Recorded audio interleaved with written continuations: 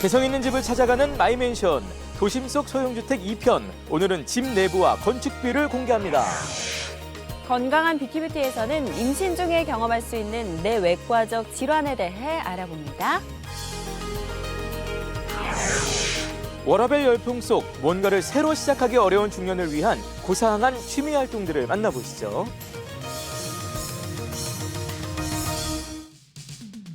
안녕하세요. 기분 좋은 하루의 시작 생방송 아침엔 구본상입니다. 안녕하세요. 조혜선입니다. 자, 태풍 링링과 타파가 지나가면서 우리 지역도 역시 적지 않은 피해를 봤습니다. 네. 그래서 피해를 입은 어려운 농가를 돕기 위해서 또 많은 일손 봉사들이 또 함께하고 있다는 또 반가운 소식입니다. 네, 영동에서도 생산적 일손봉사를 하는 분들이 피해 농가를 찾아가서 쓰러진 나무도 이렇게 세우고 또 떨어진 사과도 주우면서 네. 피해 농가 그 일손도 덜고 시름도 덜었다는 아주 훈훈한 미담이 전해지고 있네요. 네, 자 저희 생방송 아침에서도 이 생산적 일손 봉사 그동안 몇 차례 좀 전해드린 적이 있습니다. 맞아요. 이게 굉장히 요긴한데요.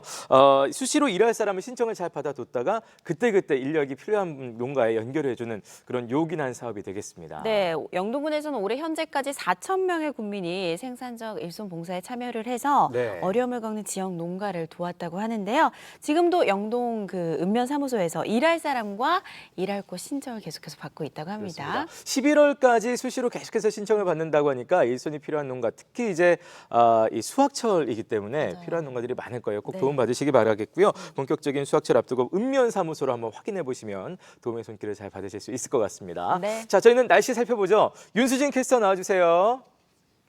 네, 안녕하세요. 윤수진입니다. 네, 반갑습니다. 아침에 보니까 날씨도 좀 쌀쌀해지고 안개도 많이 끼고 그래서요. 예, 날씨가 더 궁금한데요. 자세히 전해주시죠. 네, 밤사이 찬 공기가 밀려오면서 오늘 아침 공기도 서늘합니다. 반면 볕으로 인해서 낮 기온은 어제보다 조금 더 오르겠는데요. 낮과 밤의 기온차가 10도 이상 크겠습니다. 이렇게 기온 변화가 큰 만큼 옷차림도 잘해주시길 바랍니다. 현재 기온 살펴보겠습니다. 오늘 아침 기온이 어제보다 2도에서 5도 정도 낮아 쌀쌀하게 출발하고 있습니다. 현재 기온 살펴보면 충주가 13도, 괴산과 보은은 10도, 옥천은 11도를 가리키고 있습니다. 낮 최고 기온 살펴보겠습니다. 차츰 햇살이 드러나면 낮 기온도 조금 더 오르겠는데요. 어제보다 2, 3도가량 높아서 활동하기 좋겠습니다. 대부분 지역이 24도에서 25도로 예상됩니다. 현재 위성 영상 보시겠습니다. 오늘 아침까지는 안개가 낀 곳이 많겠고요. 안개가 걷히면 청명한 가을 날씨가 예상됩니다. 오늘 공기도 깨끗하겠습니다. 당분간 일교차 큰 가을 날씨가 이어지겠고요. 금요일과 토요일에는 비 소식이 들어 있습니다. 요즘 대기가 건조해서 몸 이곳저곳 긁는 분들이 계실 텐데요. 이럴 때 먹으면 좋은 음식으로는 견과류가 있습니다. 견과류에는 우리 몸에 필요한 착한 지방이 들어있는데요. 착한 지방이 눈과 피부가 건조해지지 않도록 수분을 촉촉히 채워주는 역할을 하고 있습니다. 또 꼭꼭 씹어 먹으면 구강 건조도 예방할 수 있다고 합니다. 날씨 전해드렸습니다.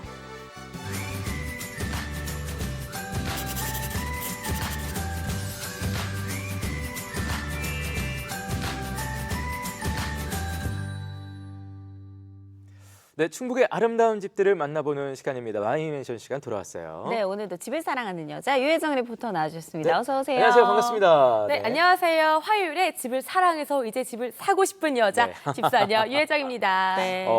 나중에 집을 산 여자, 집산녀라고 좀, 꼭 그렇게 불리는 날이 있기를 바라면서 네.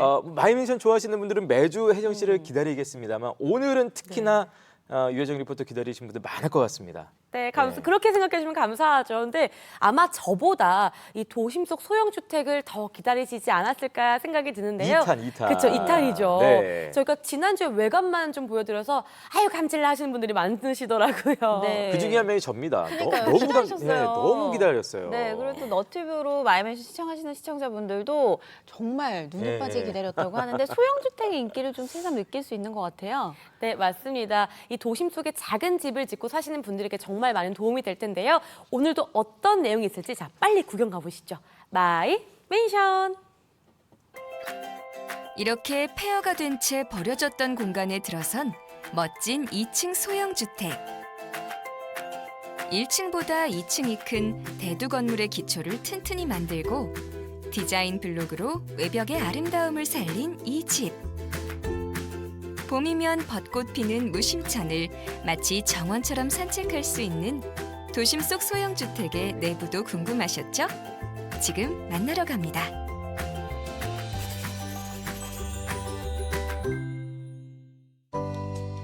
무심천이 유유히 흐르는 청주시 영동.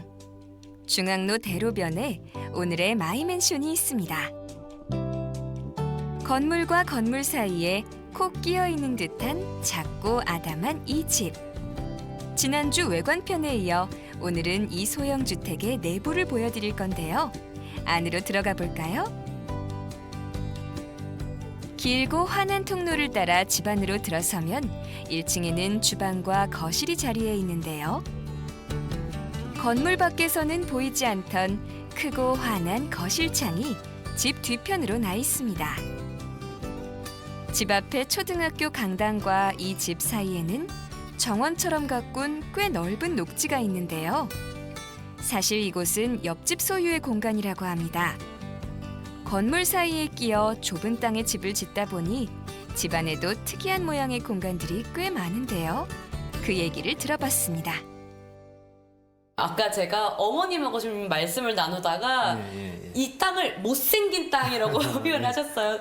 이게 땅은 적고 그러다 보니까 들어갈 공간은 많고 그러다 보니까 땅을 최대한으로 땅 모양을 최대한으로 이용을 해가지고 이거를 이제 설계를 하게 된 거죠. 아, 그 테트리스 게임 보면 마지막에 정말 애매한 그 자리에 그렇죠. 알맞게 들어갈 때 그 쫙 없어진 그 느낌이 그렇죠. 이 집이지 않을까 생각이 들거든요. 그렇게 이제 표현 잘하시네. 감사합니다. 그럼 약간 각이 좀 져 있나요? 각이 많이 져 있죠. 아, 이쪽에 보시면 네. 뭐 현관이라든가 2층 코너 부분이라든가 모든 게 사실은 각으로 시작해서 각으로 끝났다. 기승전각. 네. 예. 각이 있어서 좀 더 매력 있지 않을까요? 그렇죠. 각이 있음으로써 오히려 더 멋지게도 볼 수도 있는 거고. 사실 우리나라 사람들이 그냥 네모 반듯한 땅을 고집하시는 이유가 많잖아요. 딱 정리화되어 있는 게 땅은 반듯해야 된다라는 생각을 고정관념처럼 가지고 있어요, 일반 분들이. 네. 그렇지만 그래도 땅은 못생겼지만 땅을 잘 활용해서 하다 보면 그게 오히려 장점이 돼서 오히려 더 멋진 건물이 나오는 것 같지 않을까 이런 생각이 들어요. 네, 그런 것 같아요. 네. 아까 못 본 주방으로 가볼까요? 주방 바닥은 거실과 달리 대리석을 깔아 편리성을 더했고요. 2층으로 오르는 실내 계단은 각진 벽면 쪽으로 설치해 좁은 공간을 10분 활용했습니다. 콘크리트 블록을 실내 인테리어에도 활용을 했네요. 이렇게 남편의 사무 공간과 가족의 침실이 있는 2층을 지나 3층으로 올라가면 또 하나의 공간이 나오는데요. 가족들의 오붓한 야외 식사 공간입니다. 이 집의 내부 구조를 한 번 더 살펴볼까요? 1층은 거실과 주방을 중심으로 다용도실과 욕실, 창고가 있고요. 2층은 2개의 방과 각각의 욕실, 그리고 드레스룸과 서재로 이루어져 있습니다. 작은 집이라고 하기엔 구조가 실속 있죠? 구조를 좀 더 알아봤습니다.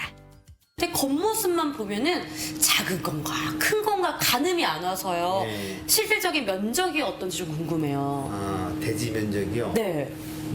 126제곱미터 정도. 126제곱미터. 여기 지금 설계 계획표가 있네요. 예, 있습니다. 근데요, 126제곱미터면 이 면적대로 그대로 건물을 짓는 건 아니잖아요. 뭐 건폐율이 있을 텐데. 그렇죠. 건폐율이 어느 여기 정도? 이 지역이 네. 60% 정도 되죠. 그럼 60%면 여기 보니까 건축 면적이 62제곱미터 정도 되는 건가요? 예. 근데 이게 지금 1층만 있는 건 아니죠, 이 건물이? 예. 각각 면적이 어떻게 돼요? 1층이 네. 46제곱미터, 그다음에 2층이 53제곱미터, 네. 옥탑이 한 8제곱미터, 그래서 한 100제곱미터가 조금 빠진다고 봐야죠. 100제곱미터가 좀 안 되는 면적인 거죠? 오래된 집과 신축 건물이 섞여 있는 도심에 안성맞춤으로 설계한 이 집. 어쩜 이렇게 작으면서도 속이 알찰까요? 크지도 작지도 않은 이런 집을 지을 수 있으면 좋을 텐데 역시 가장 큰 고민은 예산이겠죠? 그래서 소형주택 건축비에 대해 물어봤습니다. 그러면 선생님 이전 집을 철거하는 비용이 얼마 정도?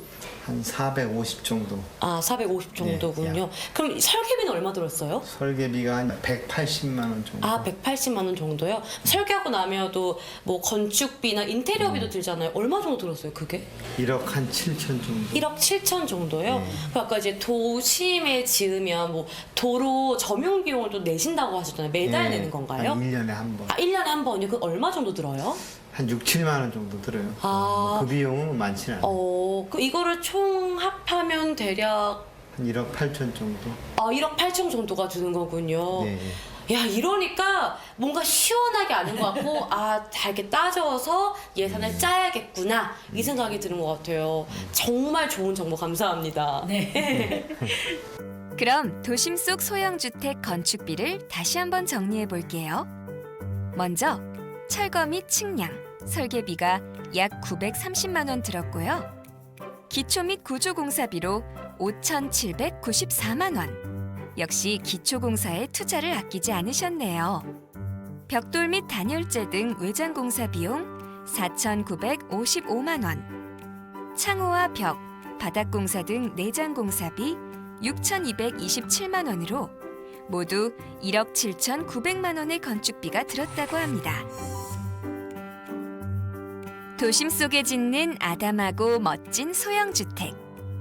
작은 집을 짓는 것이 어쩌면 큰 집을 짓는 것에 비해서 수월할 것이라고 생각할 수도 있지만 못생기고 좁은 땅을 활용해 이만한 집을 짓기까지 남모를 고민도 참 많았을 겁니다. 하지만 집주인의 안목과 고민, 그리고 노력이 더해져 폐허가 된 땅 위에 이렇게 쓸모있는 소형주택 한 채가 탄생하게 됐는데요. 도심 속에 개성 만점, 나만의 집을 짓고 싶다면 오늘 소개해드린 마이맨션을 참고해보면 어떨까요? 도시를 떠나지 않고 도심 한가운데 나만의 집 한 채를 지었습니다. 적지도 많지도 않은 1억 8천만 원의 비용으로 꿈꾸던 보금자리를 마련한 건데요. 농촌이 아닌 도심에서 누릴 수 있는 이 작은 주택의 매력은 과연 어디까지일까요? 작지만 크게 누릴 수 있는 집 마이 랜션.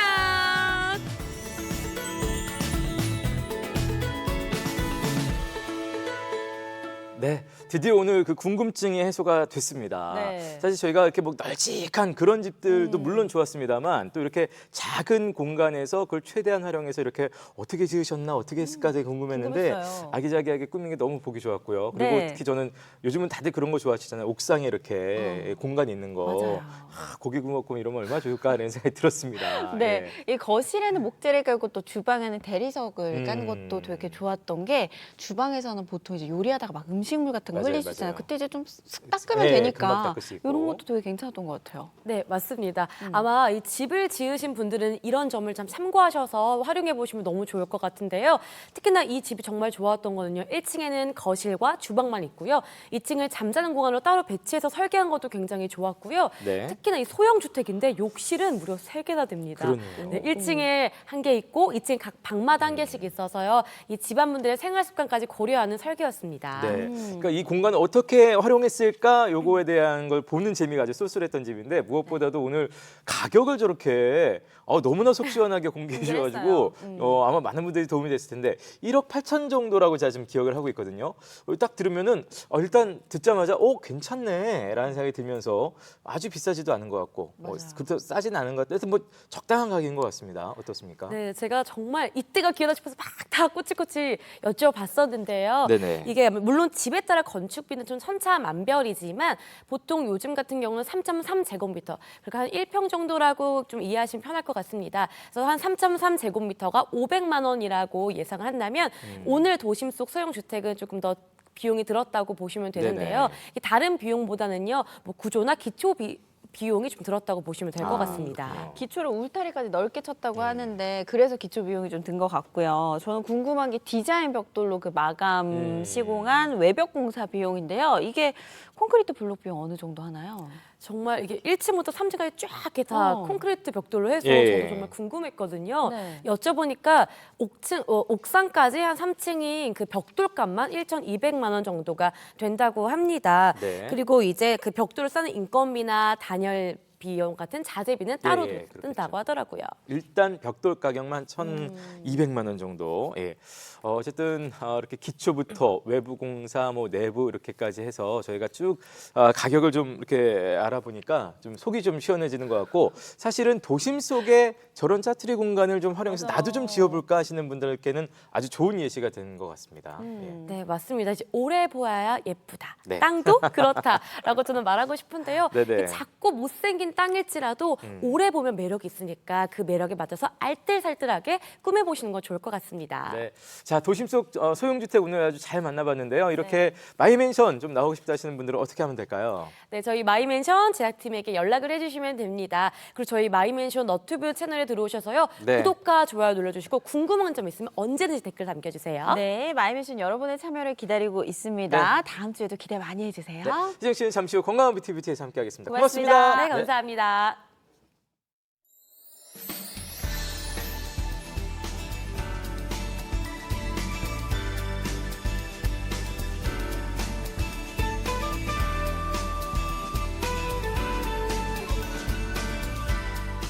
자, 생방송 아침에 함께하고 계십니다. 네. 바깥에 안개가 좀 많이 껴있는 것 같은데요. 특히 운전하시는 분들 유의하시기 바라겠고요. 네. 저희는 퀴즈 나가겠습니다. 네, 오늘의 문제는요. 다음 중 절기상 가을에 해당하지 않는 것은 않는 무엇일까요?입니다. 네. 보기 나갑니다. 1번 추분, 2번 한로, 3번 경칩, 4번 상강 중에서 골라주시면 되겠습니다. 네. 자, 절기상 하나는 가을에 해당되는 것이 아니죠. 네. 봄 쪽에 가까운 게 하나가 딱 눈에 띕니다.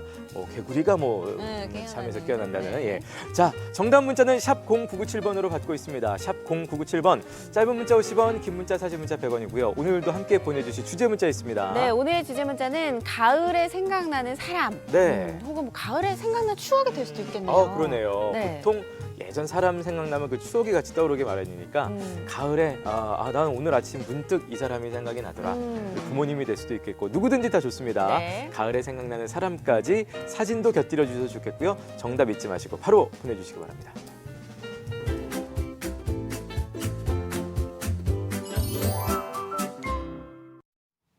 네, 건강하게 100세까지 건강한 뷰티 돌아왔습니다. 네, 우리네 일상에서 자주 걸리는 질환들과 또 대처법 알아볼 텐데요. 먼저 준비 하나면 보시고 오시죠. 안녕하세요. 저는 청주에 사는 30대 중반의 임신부입니다. 임신 5개월 차인데요. 기다리던 임신을 하고 얼마나 좋았는지 태아에게 좋지 않다는 모든 걸 끊었어요. 커피는 물론 탄산음료, 맥주는 더더욱 안 마십니다. 엄마는 위대하다더니 저도 안 좋다는 건 안 먹고 싶더라고요. 그런데 얼마 전 창문을 열어놓고 자고 일어났더니 목이 잠기고 열도 나고 감기 몸살이 단단히 들었어요. 평상시 저 같으면 감기는 초기에 잡아야 한다고 벌써 종합 감기약을 먹었을 텐데 임신하고 나니 절대 감기약을 먹으면 안 된다는 말이 생각나서 그럭저럭 견디며 버티고 있습니다. 약 먹으면 나을 텐데 감기가 잘 안 떨어지네요. 저절로 나을 때까지 약을 먹지 않고 기다려야겠죠? 태아에게 영향을 주지 않으면서 저도 좀 덜 힘든 방법은 없을까요? 하고 사연 주셨습니다. 건강한 뷰티 임신 중 내외과적 질환에 대해 알아봅니다.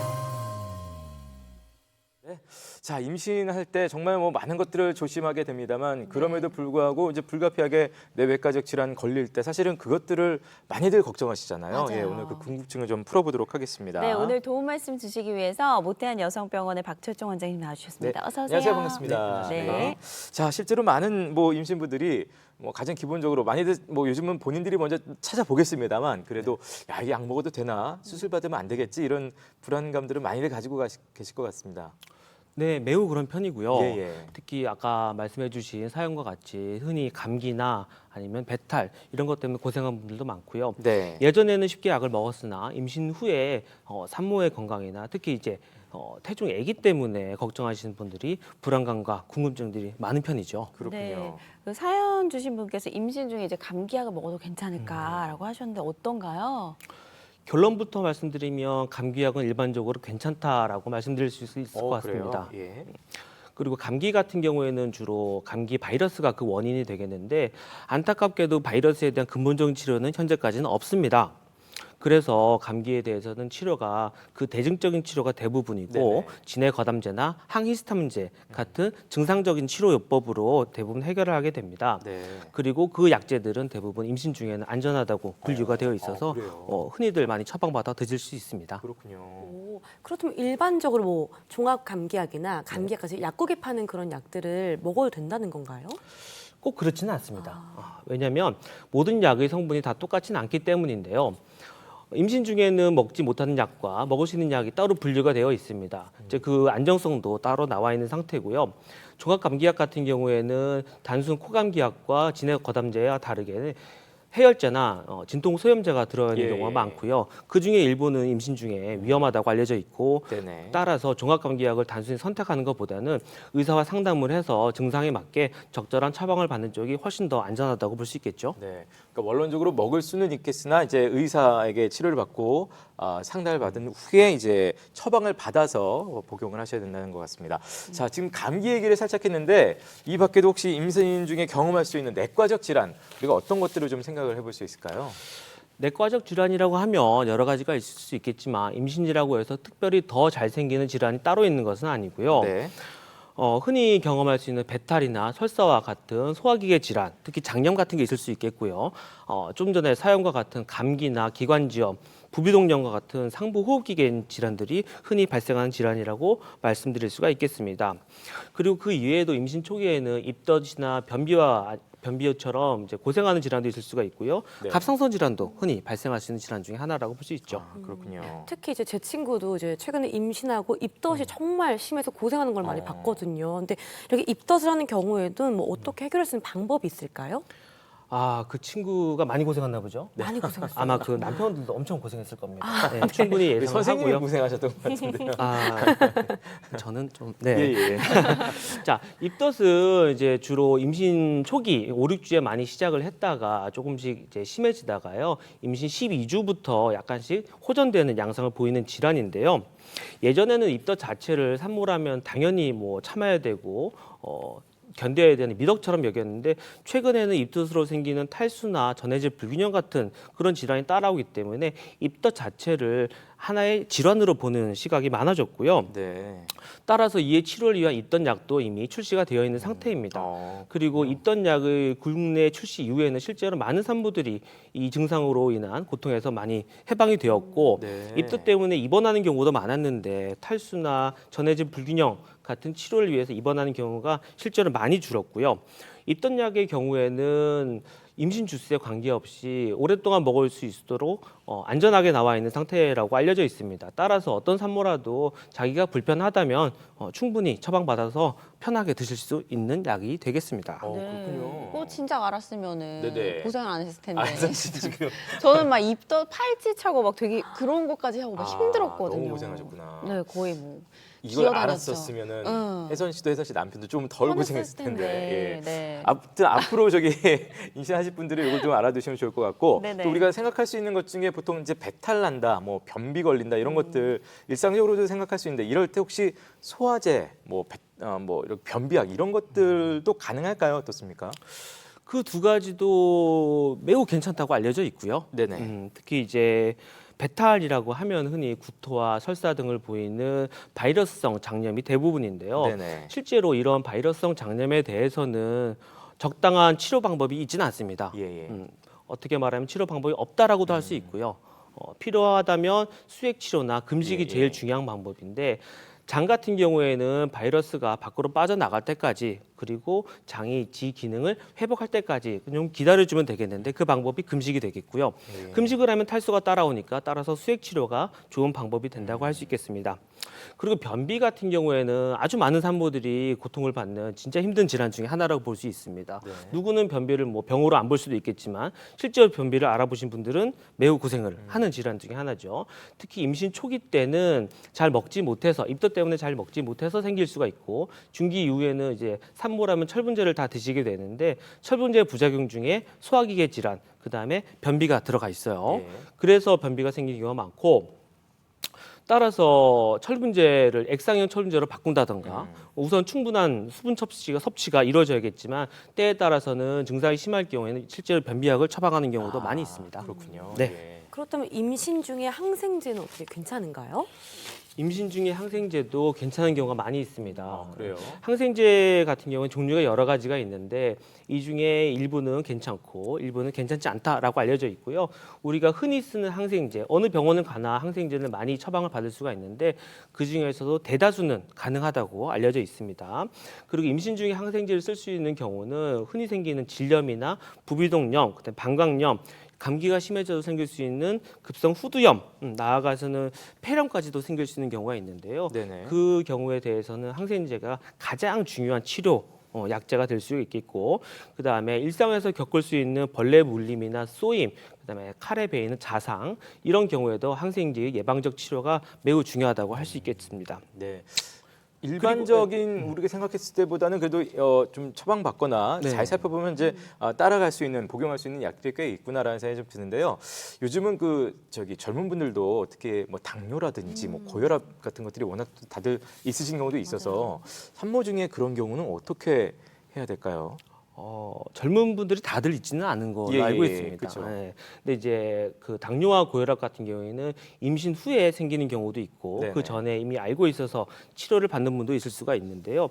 그 두 가지 경우 다 임신을 함으로써 그게 더 심화되는 경향을 보이고 있습니다. 고혈압 같은 경우에는 일단 약을 먹으면서 조절하는 경우가 많았을 거고, 당뇨 같은 경우에도 약이나 인슐린 주사요법을 당연히 하셨을 텐데요. 이 두 가지는 그렇게 흔치는 않지만 앞서 말씀드린 질환들보다는 유병률이 낮지만 그래도 임신과 태아에 가장 악영향을 미치는 큰 두 가지 질환으로 네. 알고 있습니다. 그래서 임신을 하게 되면 꼭 치료를 받고 조절을 해야 되는데 고혈압이 조절이 되지 않을 경우에는 임신 부정과 더불어서 나중에 임신 중독증이 발생을 할 수도 있고, 물론 태아에도 큰 악영향을 미칠 수가 있고요. 예. 당뇨의 경우에는 조절되지 않으면은 거대아증이나 아니면 제왕절개 출산율의 증가 등 안 좋은 결과가 나올 수가 있고, 아주 심한 고혈당 같은 경우에는 이유를 알 수 없는 자궁 내 태아 사망까지도 갈 수가 있습니다. 네. 그래서 꼭 조절을 해야 되고요. 임신 중에 먹을 수 있는 혈당 강화제도 있고 임신 중에 쓸 수 있는 인슐린도 많이 있습니다. 다만 안타까운 점은 꼭 인슐린 같은 경우에 주사를 맞아야 되고 먹는 당뇨약은 임신 중에 안정성이 없어서 아직은 쓸 수가 없는 상태입니다. 그렇군요. 저는 그 갑상선 약을 드시는 분도 봤어요. 이건 어떻게 괜찮나요?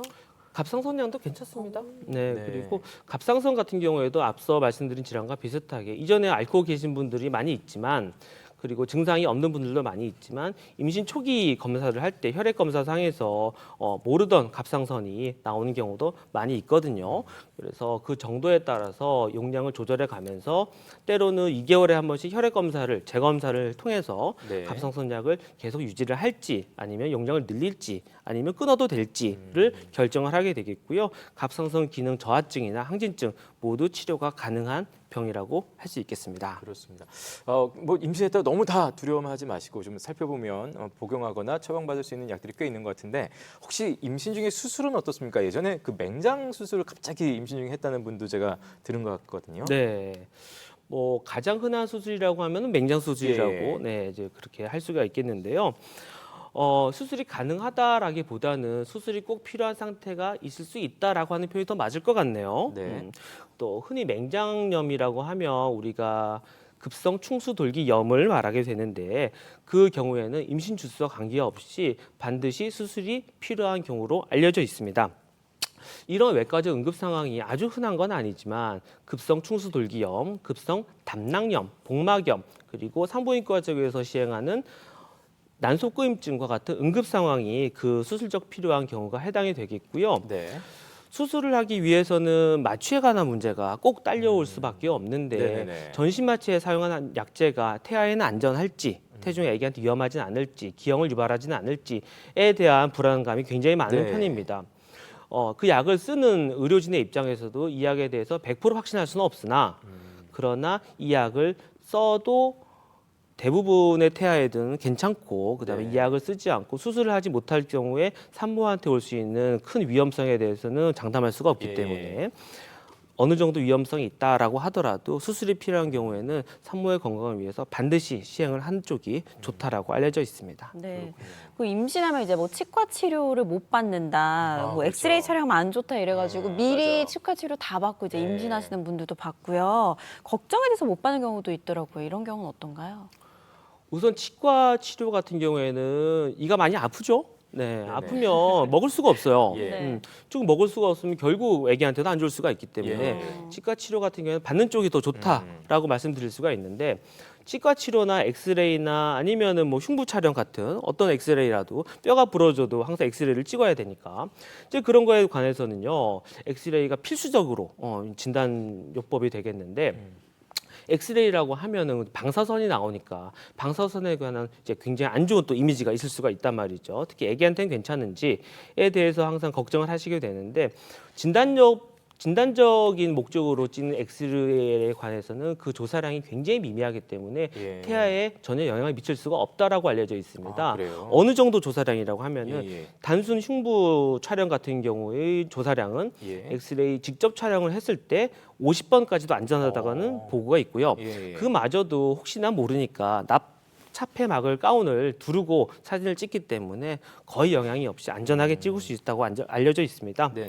덧붙이면 MRI 같은 경우에는 엑스레이를 이용하는 것이 아니기 때문에 임신 중에는 가장 안전한 진단적 방법이라고 나와 있게 되겠습니다. 그렇군요. 자, 임신 중에는 뭐 약 관련 뭐 그냥 다 안 된다 이렇게 그냥 편하게들 생각하시는 분들 많았을 텐데 네. 오늘 뭐 말씀 들어보니까 의사의 처방을 받은 이후에 할 수 있는 길들이 굉장히 많이 있으니까요. 너무 산모 혼자 고생하지 마시고 꼭 네. 도움을 잘 받으셨으면 좋겠습니다. 자, 오늘 주제 관련해서 마지막으로 말씀 부탁드리겠습니다. 네, 임신은 누구에게나 소중하고 누구에게나 불안한 일일 수가 있습니다. 그러나 임신 중에 생겼던 그런 어떠한 질환에 대해서 막연한 불안감과 막연한 두려움 때문에 더 고통받는 아니면은 태아나 산모에 더 악영향을 미치는 일 없도록 다들 잘 신경 써서 건강한 출산하셨으면 좋겠습니다. 네, 오늘 소중한 정보 많이 들었습니다. 지금까지 도움 말씀에 산부인과 박철종 원장님이었습니다. 고맙습니다. 감사합니다. 네, 감사합니다.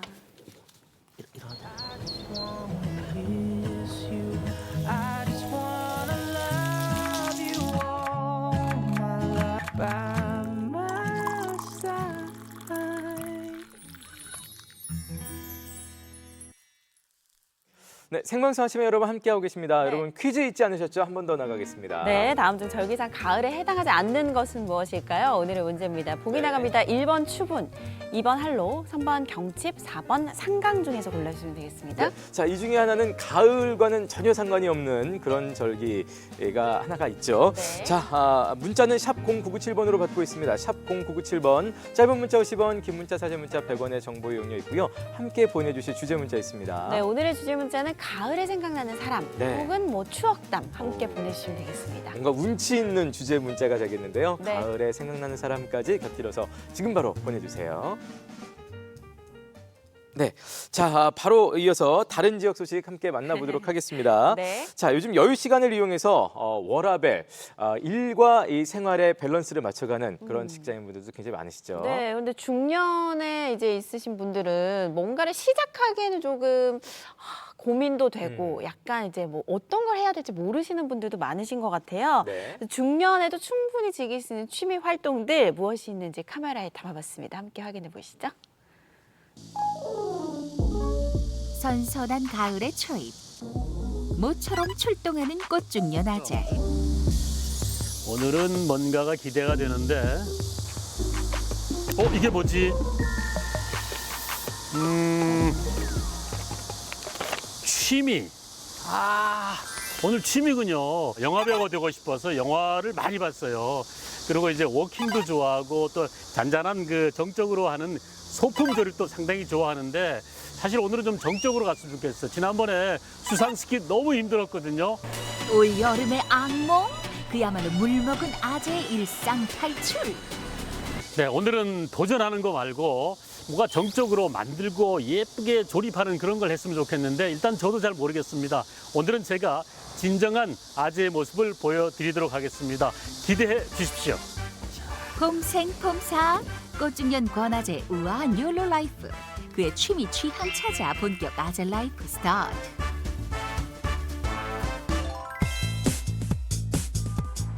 시끌벅적한 도로가를 지나 한적한 주택가 한편 아재의 발걸음이 향한 곳은 향긋한 커피향이 가득한 카페. 여기 같은데 어떤 보기에는 카페 같은데 오늘 취미 생활이 바리스타 아닌가? 뭔지 모르지만 일단은 안녕하세요. 직진. 아재 예상 그대로 커피향 가득한 카페. 다만 일반 카페와 다르게 뭔가를 만들 수 있는데 바로 가죽콩에다. 저는 이게 카페인 줄 알고 들어왔는데 가죽공예도 같이 하는데 이 가죽공예하고 카페 이게 언제부터 하신 거예요? 제가 가죽을 6년 전부터 하고 있는데 이제 가죽 하는 분들과 여러 가지 교류를 하다 보니까 그분들이 모두 커피를 좋아하시더라고요. 그리고 커피란 특성이랑 가죽의 특성이 잘 맞다고 생각해서 같이 하게 되었습니다. 여기서 배울 수도 있겠죠? 어떻게 신청하면 됩니까? 네, 과정은 정규 과정과 단기 과정이 있습니다. 정규 과정 같은 경우는 이제 주 1회나 2회 참여하셔가지고 꾸준히 이어가는 수업이고 단기 과정은 제 말 그대로 짤막하게 그날 제품을 완성해서 가시다 보니까 뭐 커피 드시다가도 신청하셔가지고 그날 완성하실 수 있는 체험입니다. 아, 그냥 그 즉석에서 신청이 된다 이런 얘기죠? 네. 그럼 저도 할 수 있겠네요. 오늘은 제작진이 특별히 배려한 것 같은데 오늘은 가죽공예로 한번 도전을 해보도록 하겠습니다. 분위기 있는 멋진 아재. 오늘만은 오빠이고 싶어라. 왕년의 멋짐을 간직한 미래 오빠가 돌아왔다. 대표님, 여기서는 어떤 제품들을 만들 수가 있는지요? 키링에서부터 카드 지갑, 반지갑, 장지갑, 가방에 이르기까지 가죽으로 만드는 모든 소품들은 가능하십니다. 네, 다양한 제품을 만들 수가 있는데 오늘 제가 만들어 보고 싶은 게 이건데 이걸 만들어서 와이프한테 전해주고 싶은데 가능할까요? 이게 초보 분들이 하시기엔 3개월 정도 이제 숙달을 필요로 하는 제품이다 보니까 조금 힘드실 것 같습니다. 아쉽네요. 그럼 뭐 이걸로 하죠. 뭐 남자들 또 이게 특별한 그 소지품 아니겠습니까? 이것도 한 달 정도는 하셔야 됩니다. 이것도 그래요. 아쉽네요. 뭐 할 수 없네요. 그럼 뭐 이건 카드 지갑밖에 없는데 이건 오늘 가능하겠습니까? 네, 카드 지갑은 충분히 가능하십니다. 그럼 오늘 이걸로 하도록 하겠습니다. 원대한 꿈은 잠시 접고 멋진 카드 지갑을 위해 가죽 취향부터 체크. 색깔 좋아요. 마음에 드는 가죽을 고른 후 원하는 모양의 도안을 만들면 첫 단계 준비 완료.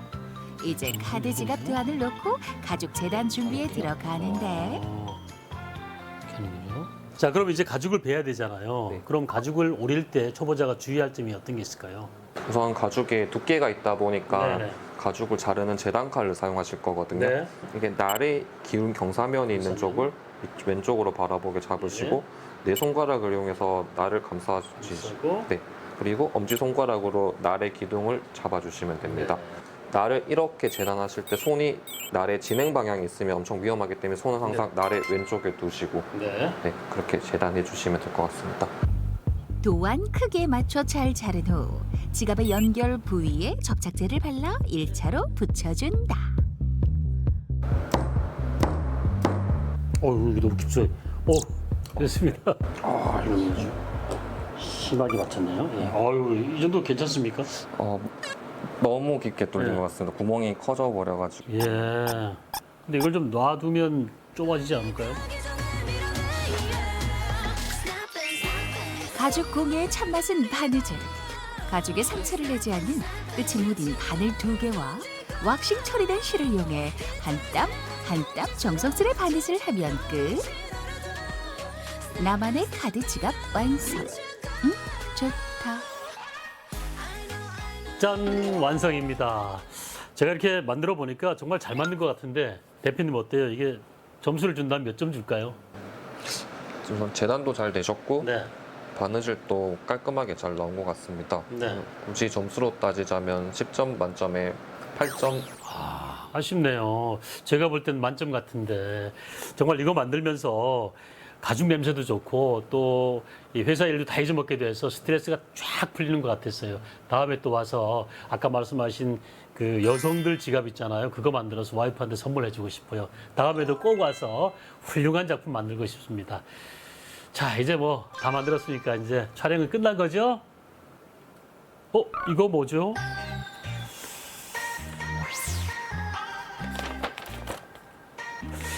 설마 여길 가란 얘기는 아니겠지요? 띵동댕. 센스쟁이 아재의 다음 취미 장소는 어딜까? 안녕하세요. 아, 네. 어떻게 오셨습니까? 여기 뭐 하는지 잘 모르지만 저희 제작진이 주소만 주고 일로 보냈거든요. 뭐 하는 데인지 가르쳐 줄 수 있습니까? 여기가 뭐 하는 곳이냐면요. 지금 이 순간 내 모든 걸 내 육신마저 내 영혼마저 다 걸고 이거 뮤지컬 같은데 어떡하지요? 이런 그걸 왜 나한테 묻나? 어디 자신 있으세요? 글쎄요, 뭐 목소리에는 자신이 있는데 어쨌든 뭐 아재의 어떤 취미 생활이니까 제가 도전을 하니까 해보도록 하겠습니다. 그렇다고 뭐 처음 온 사람한테 뭐 힘든 노래를 시키지는 않겠지요. 대구 MBC 소문난 꿀 보이스 권아재를 위한 맞춤 취미 신입 회원입니다. 반갑습니다. 네. 흥을 마음껏 발산할 수 있는 뮤지컬 배우기 다른 직장인들과 함께 배워보는 시간. 일은 마치고 오셨나요? 네네. 네.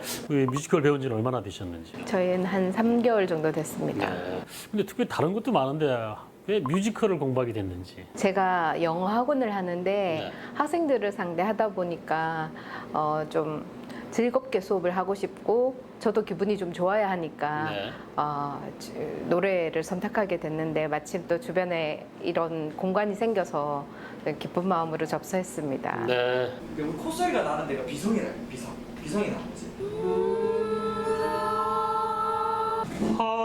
그렇죠. 아까 A가 A였으면 C는 A가 되는 거죠. 뮤지컬 로미오와 줄리엣의 음악 중 하나인 두 입술로 수강생들은 이렇게 연습한 곡을 토대로 연말 공연도 준비한다. 그대 입술 저려가는 수놓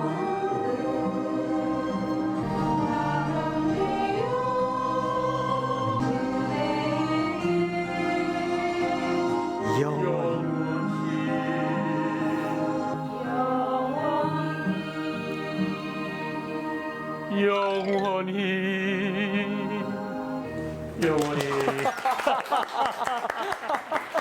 이거 야, 감정도 치러봤습니다. 자주 오셔야 되겠어요. 네.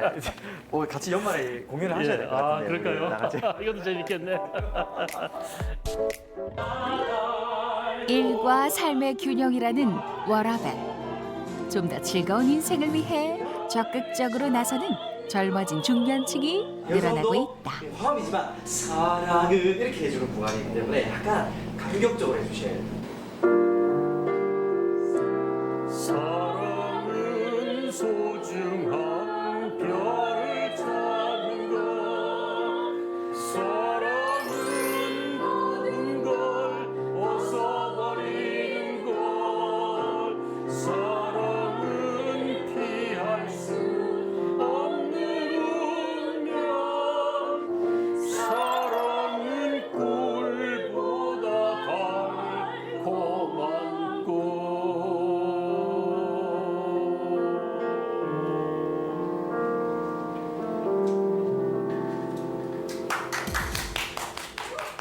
제가 주부로서 살림만 하고 집에 있다가 조금 이제 스트레스 이런 것도 있으면 어디 풀 기회가 없었는데 여기 와서 노래도 부르고 하니까 스트레스도 풀고 힘들더라도 시간을 내어서 본인이 하고 싶었고 또 혹은 본인이 기쁨을 찾을 수 있는 일들을 취미를 좀 더 시간을 많이 좀 늘린다면 해보면서 오는 어떤 카타르시스 정말 좋은 일상생활의 활력소 저는 그렇게 생각하고 있습니다. 네. 네. 하나, 둘, 셋.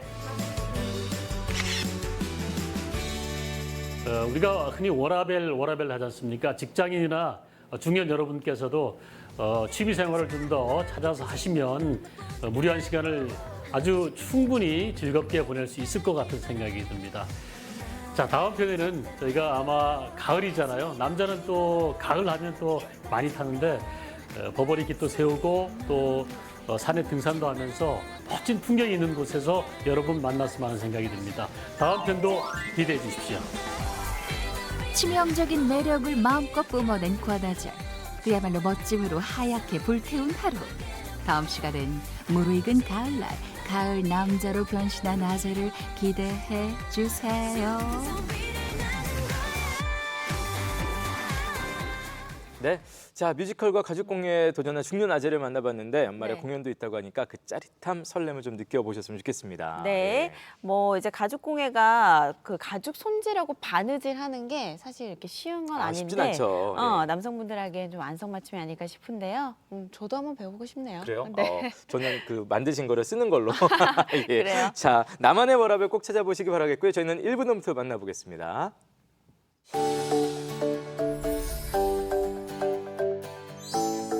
오늘은 어깨와 가슴을 확장시켜 굳어있던 등을 시원하게 해주며 뻣뻣한 다리를 스트레칭해주는 동작으로 전신을 스트레칭해주어 상쾌한 아침을 맞이할 동작 전신 스트레칭 배워보도록 하겠습니다. 매트에 무릎을 꿇고 앉아서 네발기기 자세로 시작을 할게요. 한 발을 앞쪽으로 위치해서 발바닥이 바닥에 내려놓을 수 있도록 해주시고요. 호흡을 마시고 내쉬며 그대로 골반을 앞쪽으로 밀어내며 상체는 열어서 고관절을 스트레칭 해줍니다. 다시 두 번째 동작으로 넘어가 그대로 제자리에 돌아와서 한 손을 떼어내 가슴을 열어 가슴 안면과 어깨를 스트레칭 해주세요. 다시 제자리로 돌아오고 마시고 내쉬며 앞에 있는 다리 이제 무릎을 펴서 힙을 뒤로 쭉 빼서 다리 뒤쪽을 스트레칭 해주는 동작. 다시 제자리로 돌아와 이제 반대 손을 떼어내 반대 다리를 잡고 뒤에 있는 다리 발등을 내 몸 쪽으로 당겨와 허벅지 앞면을 스트레칭 해줍니다. 다시 제자리로 돌아올게요. 우리 이렇게 4가지 동작을 해주며 전신의 스트레칭을 이어서 해주실 거예요.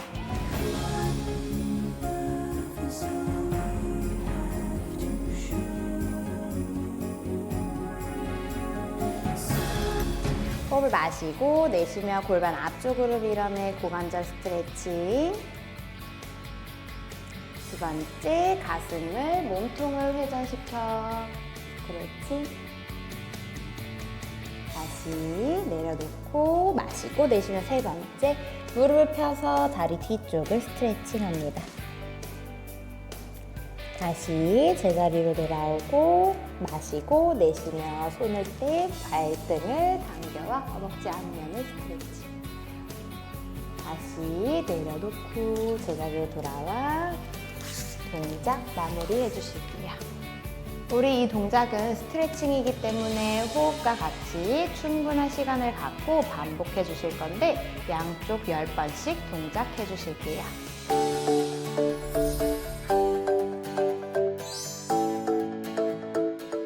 네, 표설 선생님과 함께했습니다. 네. 저희는 아침형 퀴즈 정답 그리고 당첨자 이제 발표하겠습니다. 네, 다음 중 절기상 가을에 해당하지 않는 것은 네. 무엇일까였는데요. 정답은 3번 경칩이었습니다. 네, 자 저희가 두 분 뽑아봤습니다. 네, 휴대전화 뒷번호 6684님, 7526님 축하드립니다.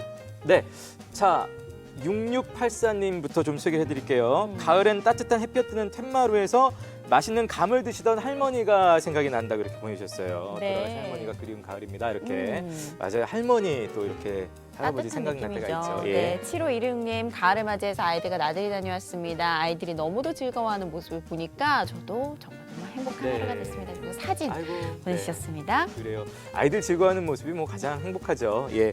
자, 저희가 두 분께는 준비한 소정의 상품 보내드리도록 하겠습니다. 네. 자, 내일 예고 잠시 해드릴까요? 네, 가을을 특별하게 만들어줄 유익하고 신나는 문화 공간들 만들어 보고요. 또 충북예쪽 문길곤 사무처장과 함께 제61회 충북예술제에 대한 이야기도 나눠보도록 네. 하겠습니다. 자, 저희는 내일 아침 8시 30분에 다시 돌아오겠습니다. 시청해주신 여러분 고맙습니다. 고맙습니다. 사이에 살아 졸린 눈을 비비고 커피 한 잔의 여유 아침에 프로그램에 참여한 분들 가운데 추첨을 통해 친환경 도자기 젠 코리아 플라워 파크에서 상품을